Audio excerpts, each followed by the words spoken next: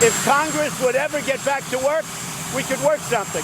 The Democrats in Congress are doing nothing. I'll tell you what, they're going to lose the election. You know why? Because they're not doing anything. President Trump accusing Democrats of inaction on gun control through the White House has not yet put anything on the table. Republicans in Congress are waiting for the president. 2020 Democrat Beto O'Rourke is still dominating the conversation with his plan for mandatory assault weapon buybacks. One Republican senator says that rhetoric is actually hurting momentum.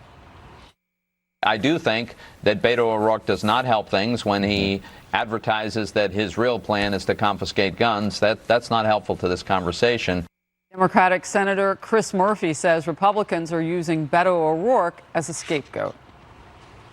I think Republicans who don't want to vote for a background checks bill are going to look for any excuse to do it. Beto's comments may be their latest hook. But the fact of the matter is, if Donald Trump supports a bill that expands background checks, we will get 60 votes for it in the Senate. So for weeks, you and I have said this on the couch, that we are going around in circles. And can somebody come up with an idea that can pass the Senate? And we're still going around in circles.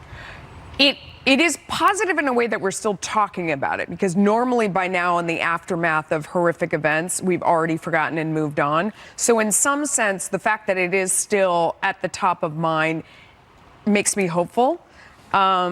At the same time, obviously, we're not making a lot of progress. And regular Americans out there know the difference. When politicians go back and forth and they sit in their corner and they blame the other side, they're not fooling anyone. Regular people out there say you're just making an excuse to not do anything. So, Chris, you know, a couple of weeks ago, Toomey was one of those senators to sit down with two Democrats as well, Murphy and Manchin, with the president. The president even mentioned it in one of his back and forths with reporters that week. And it looked like we were close to something. Was that a mirage in the desert? Yeah, I don't know that it was a mirage. I think there's still maybe things going on behind closed doors that we just don't know about. But I do think Beto O'Rourke's desperate attempts to remain relevant are hurting the conversation as he goes out and calls for crazy things like we're going to take away all your guns. It does not help those Democrats that are in the middle, or even a Pat Toomey, or Republicans who are in the middle, that are trying to get something done here to be able to accomplish it. And I think, frankly, what it does do is it creates a pretty major issue for Republicans with blue-collar voters in states like Wisconsin, Michigan, Pennsylvania.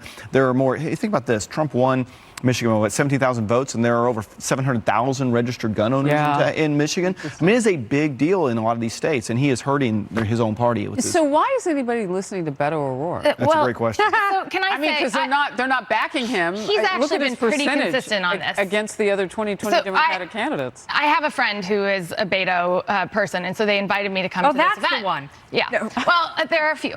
So, but no, truly, I went to this event with my son, and I was kind of critical because it was like grassrootsy, and he wasn't using mic, and he wasn't on a stage, and was I was he cussing?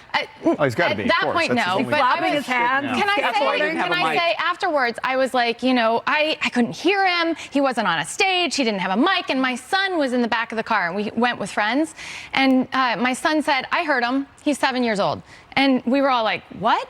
And we turned around and we're like, what did he say? And he said he wants to end gun violence at schools. And I was like, wow.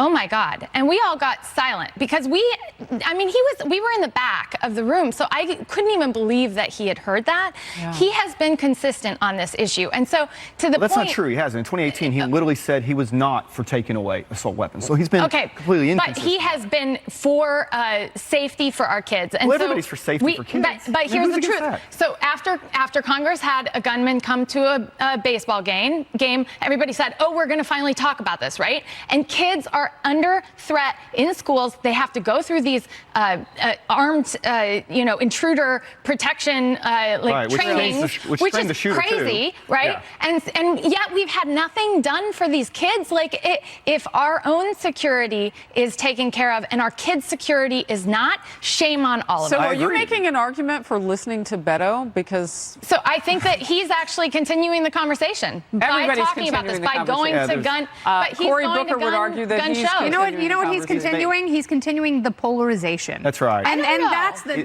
president of the United States went to a gun show. He went to a gun show. I understand he went to a gun show. He might have gone to a carnival for all I know. But the point is, he's not talking about bringing people together. He's talking about tearing people apart because this is one of the most divisive issues we have. And the way you talk about it says so much about you. Yes, if you're we're going to take your AR-15, we're going to take your AK-47.